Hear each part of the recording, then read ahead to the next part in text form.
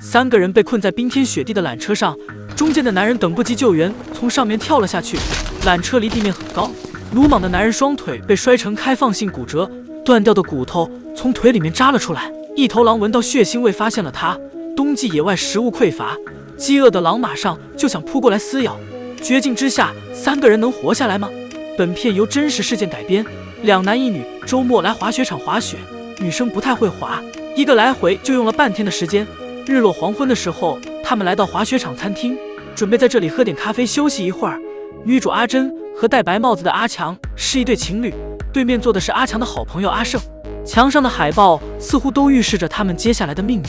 等3人从餐厅出来的时候，天已经黑了。管理员正在关闭滑雪场的缆车，他们赶紧上前阻拦。滑雪需要坐缆车到山顶，然后再滑下来。他们今天只滑了一个来回，感觉特别亏，就请求管理员让他们再滑一个回合。3人保证上去后就飞快地滑下来。管理员受不了3人的纠缠，只好答应他们上去再滑一次。3人坐上缆车，开心地往山顶走。不一会儿，管理员的同事走过来通知他，老板正在找他，想让他下个周末也来工作。管理员一听就不干了，下周末他要参加朋友的婚礼，肯定不能来值班啊。 Go talk to the boss. Backing up. The best man. Ready to shut down? There's 3 more on the way down. Wait for them and it's all set. 阿珍他们坐着缆车还在往上面走，途中看到3个少年正从上面滑下来，技术非常好。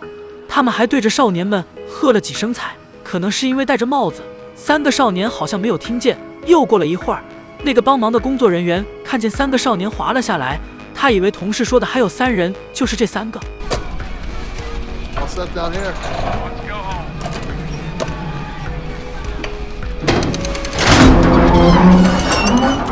正在走的缆车马上停了下来，此时他们只走到了半山腰的地方。平时机械故障，缆车也经常停，所以3人见怪不怪，以为又是暂时的故障。阿胜还对着操作台的方向喊了几句，提醒管理员尽快恢复。他们还不知道操作台处早已没有了人影。3个人坐在刺骨的寒风中，看着眼前安静空旷的滑雪场，开心的讨论一会儿吃什么宵夜，完全没注意身后的灯正在依次熄灭。当他们前面的灯也灭了后，3个人才感觉不对，但已经晚了，滑雪场已经彻底关停。3个人顿时紧张了起来。今天是周末，滑雪场周1到周5都不开放，如果他们被困住的话，需要等1周才会被人发现。紧张的阿珍开始大喊大叫起来，但山风呼啸，声音根本传不出去。看女友害怕，阿强想跳下去求救，但缆车离地面太高，跳下去说不定会受伤。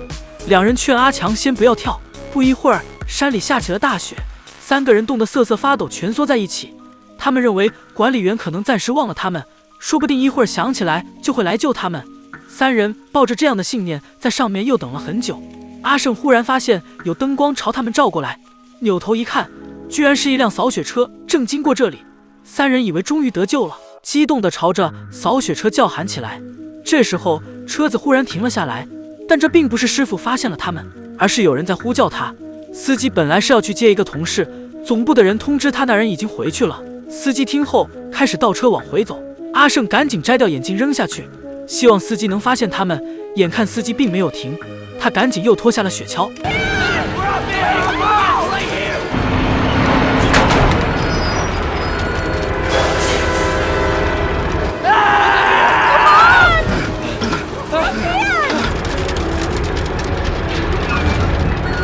不知道他们是不是怕砸坏扫雪车，往下扔东西的时候不敢直接扔到扫雪车上，司机只以为是树林里发出的声音，然后头也不回地离开了那里。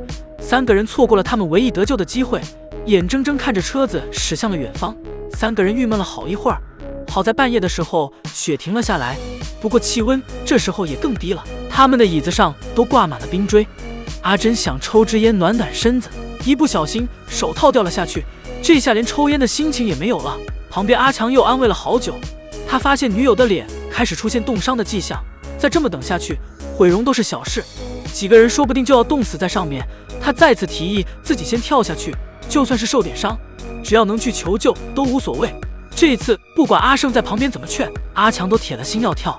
看见好友这么坚决，阿胜也不再说什么。阿珍始终没有表示反对。或许他感觉阿强也能够跳下去。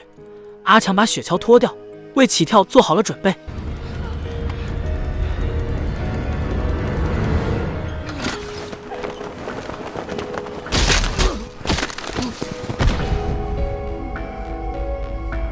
等阿强挣扎着坐起来，看见自己的腿后，就大叫了起来。他2条腿的骨头都露了出来。阿珍这时候慌了，要跳下去照顾男友，幸好旁边阿胜把他拦了下来。阿胜问好友还能不能挪动，阿强忍着剧痛回答，就算能爬，但爬不到山下血就会流光。阿胜只能嘱咐他先绑住，大腿止血。他自己打算爬头顶的钢丝绳，爬到下一个钢丝绳的支架上，那上面都会有检修的梯子。够钢丝绳需要踩着吊椅，但椅子上到处都是冰，很滑。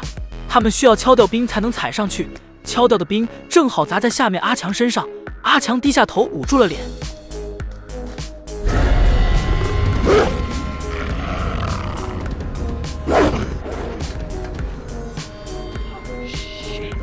阿强吓得也不知所措，没有双腿，他根本无力抵抗，只能喊着让上面2人想想办法。阿珍脱下雪橇朝狼扔了过去，虽然没有砸中狼，但狼确实被吓跑进了树林。几个人见状松了一口气，无知的他们并不知道狼是社会性动物，跑掉的狼会带来更多的狼来帮忙捕食。阿胜再次尝试攀爬钢丝绳，他整个人悬空着非常吃力，所以往前爬得很慢，还没爬出去多远，阿胜往下看了一眼，然后马上就变了脸色，像是坚持不了要掉下去一样。他赶紧又退了回去。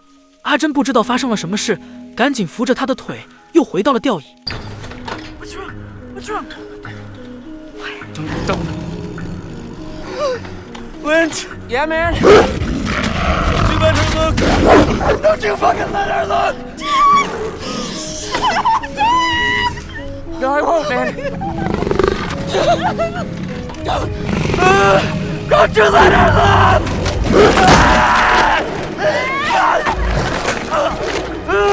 就这样，群狼分食了阿强，上面的2人却没有任何办法阻止。后半夜，天空又开始下大雪，阿强的残肢断臂很快就被雪覆盖了起来。痛哭的2人抱在一起，就这样熬过了一夜。第二天早上，阿珍迷迷糊糊的醒来，一眼就发现没戴手套的手居然抓着铁栏杆，零下几10度的气温，手早已冻在了钢管上。他使劲把手从上面拽了下来，一层皮被扯下来，留在了钢管上。阿胜被他搞出的动静惊醒，但阿珍赶紧把手藏了起来。咱也不知道这是什么心理，或许是怕阿胜看到后觉得他是个累赘吧。惊醒的阿胜确实没有注意到阿珍的异样。太阳升起来后，2人感觉暖和了一点。他们讨论着，说不定会有人上来巡山，但等到下午也没发现有人上来，而且天空又开始飘雪，这情况肯定是不会来人了。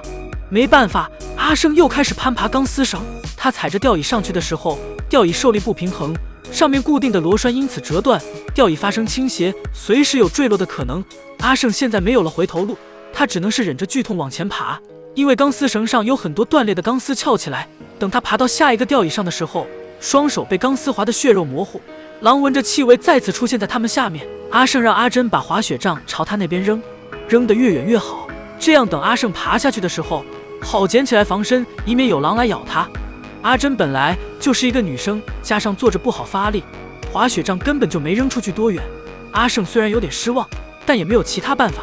他休息了一会儿，开始接着往后面的支架处爬去。下面的狼也紧盯着他，准备随时开饭。伴着手掌钻心的疼痛，阿胜终于爬到了钢丝绳支架的地方，这里有检修的梯子可以爬下去。阿珍也激动起来，他总算看到了希望。阿胜顺着梯子爬到地面，等待的狼马上就扑了过来。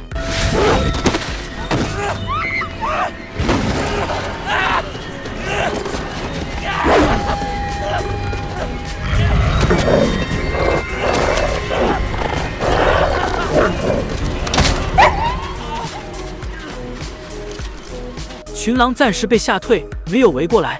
阿胜赶紧去穿滑板，他交代阿珍再忍耐一下。他滑到山下，马上带人上来。说完，他坐着滑板开始往山下冲。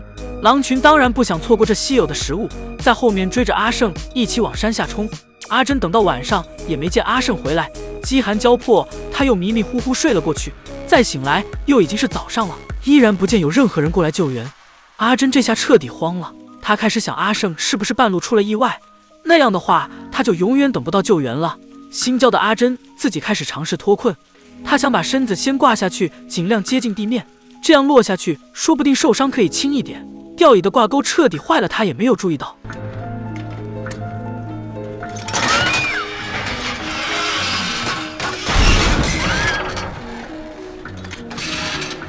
幸好有安全绳拉住了吊椅。惊魂未定的阿珍抬头看去，发现安全绳也正在逐渐断裂。他如果继续扒着，就会和椅子一起摔下去。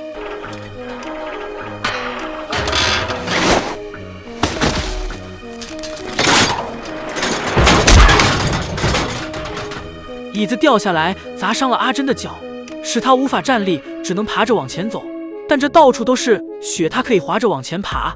爬了没多远，阿珍就看到地上有一片血迹。她顺着血迹往前看，不远处就发现了阿胜的尸体，准确的说是一部分尸体。狼已经把他吃了一半。阿珍还没缓过来，旁边就传来一声低吼。一头狼发现了他。就在阿珍以为自己也将被咬死的时候，其他几只狼开始喊同伴：“你不吃饭，在那儿看啥呢？”这头狼转身接着去吃，阿珍也因此逃过了一劫。野兽如果在吃饱的情况下，不会去做多余的捕杀。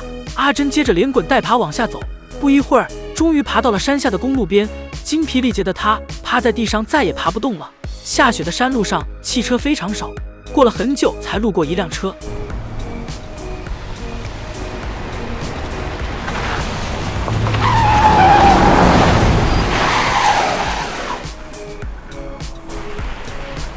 Hey, you okay? Hello? Hey, you all right? Hold on. 电影的最后，阿珍终于得救。这个过路的司机把他送往了医院。三人求生的过程中犯了很多错误，阿珍也只是侥幸活了下来。如果被困的是你，你会怎么做呢？